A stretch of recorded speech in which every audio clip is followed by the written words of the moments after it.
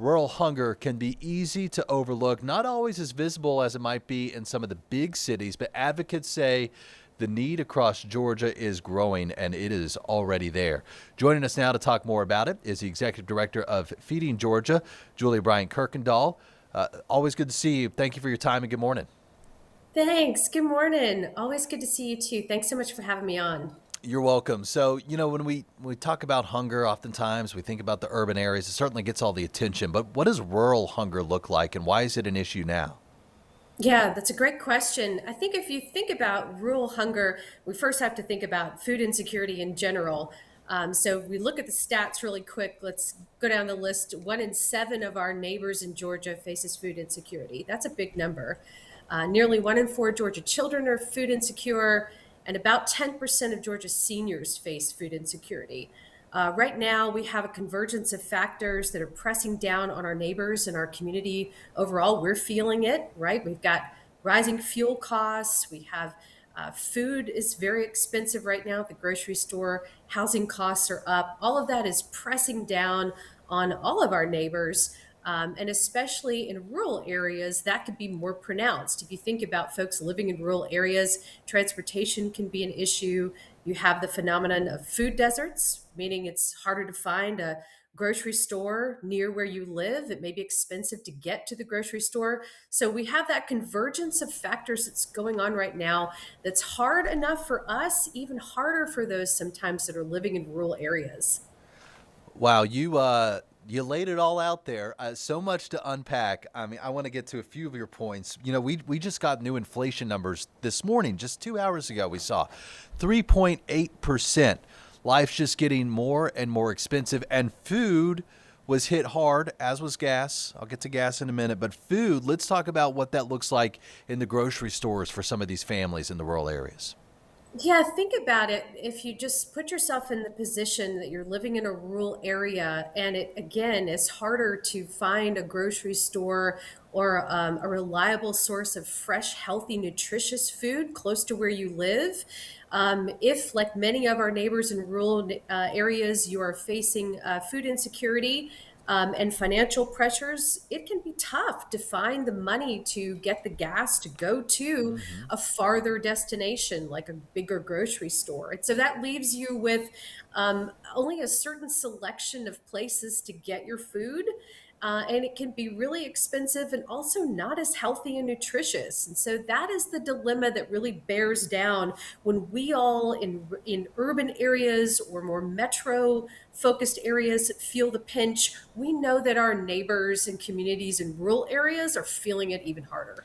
Yeah, gas 50% higher than it was a year ago. We're now paying over $4 a gallon in Georgia. I imagine that's a huge impact on these families trying to get to the store as well.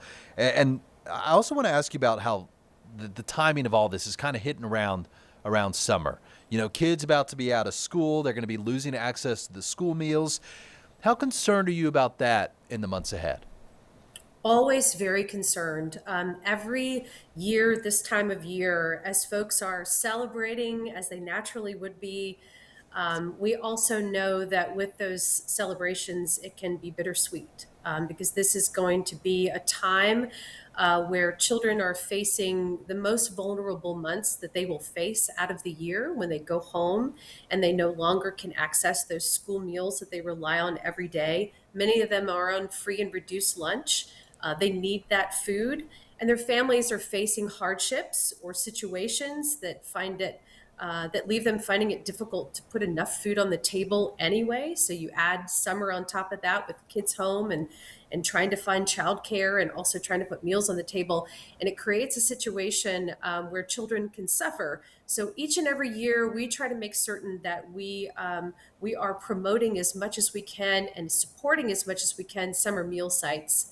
There are many of those across the state, so we try and make sure that we broadcast that as much as we possibly can, ongoing, and especially during the summer months. Julie, where can we find out about the locations of those summer meal sites? So, feedinggeorgia.org is going to be putting up a map, as we always do during the summer, that will highlight where you can find those summer meal sites. And that'll be up in the next couple of weeks as we get ready to send the kids home from another wonderful school year into a situation that may be vulnerable for them. And there are also other areas and other places you can search online in your zip code to find those summer meal sites that are available. Also, schools generally have that information too Hmm. and can help families find those places to go for those extra meals when they're missing the gap during the summer. What else is Feeding Georgia doing to meet this moment, and what would you like to see from the community at large? We are so grateful for the community's support. I think right now what we most want is for folks to understand the convergence of pressures that our community and our neighbors are facing.